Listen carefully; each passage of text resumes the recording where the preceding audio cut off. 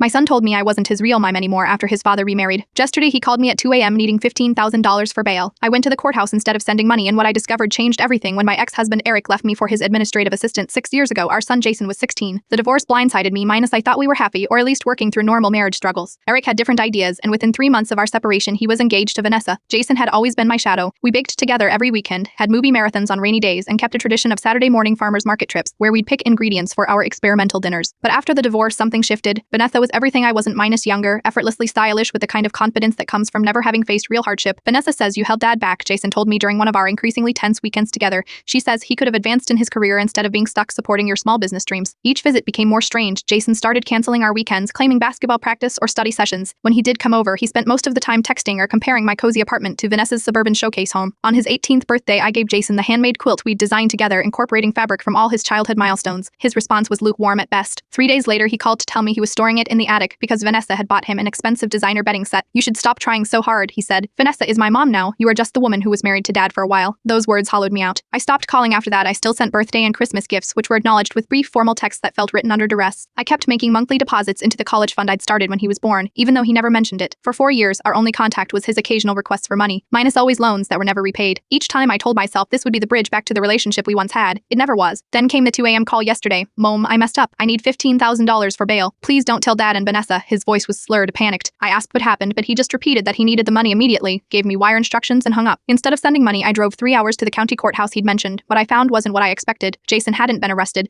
but Vanessa had minus for drunk driving with Jason in the passenger seat. According to the officer I spoke with, Vanessa had blown twice the legal limit after crashing into a guardrail. Jason had called Vanessa's sister first, who refused to help. Then he'd called me. When I finally found Jason in the courthouse waiting area, he looked both shocked and ashamed to see me in person. "I believe here's the money," he demanded, not even saying hello. "There is no bail, Jason." I spoke to the officers. "You weren't arrested, minus Vanessa was. Why are you lying to me?" His face crumpled. "Vanessa lost her license last year for DUI. This is her third offense. She'll go to prison this time, and we can't afford the lawyer she needs. Dad doesn't know she's still drinking. He thinks she's been sober since their wedding." I sat down beside my son, really looking at him for the first time in years. He'd lost weight, his eyes had dark circles, and his hands trembled slightly. "How long have you been covering for her?" I asked quietly. "Since the beginning," he whispered. "She's not who we thought she was." Over the next few hours, the truth emerged. Vanessa had lost her job 2 years ago due to drinking at work. She'd been emotionally manipulating both Eric and Jason, isolating them from friends and family while draining their savings. Jason had been working 2 jobs while attending college to help with bills. "She convinced me you were the problem," Jason said, his voice breaking. "I was so stupid I didn't give Vanessa bail money. Instead, I called Eric and told him everything. Then I took my son home to the apartment where his room remained untouched since the day he walked out of my life. This morning he found the quilt folded in his closet, freshly laundered and waiting. I'd kept it perfect, hoping someday he'd want it again." "You kept it," he said, tears streaming down his face. "After everything I said to you? That's what real moms do," I told him. "We wait."